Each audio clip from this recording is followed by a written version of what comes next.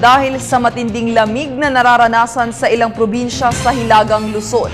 Ilang produktong pang-agrikultura gaya ng bawang at mais apektado na.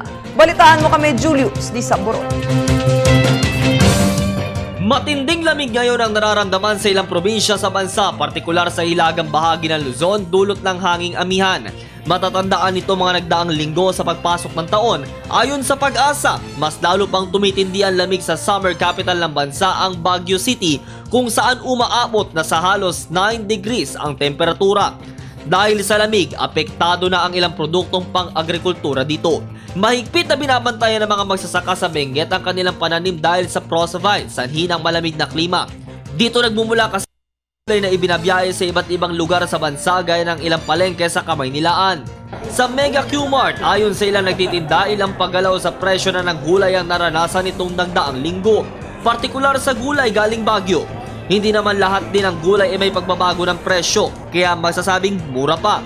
Samantala, hindi lang sa rehiyon ng Cordillera ang naapektuhan dahil maging sa Ilocos Region, apektado na.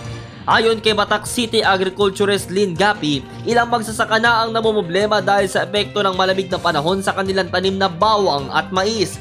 Dahil din sa malakas na hangin, halos masira na ang kanilang ipinunlang tanim.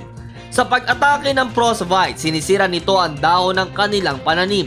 Halos gumagamit na din ng mga spray solution sa mga magsasaka dito para lang ito'y mapreserba at maiwasang mamatay. Apektado na din naman ang lamig hindi lang ang industriya ng gulay kundi maging ang industriya ng pagtatanim ng bulaklak. Para sa Telebisyon ng Bayan, ako si Julius Di Samburon.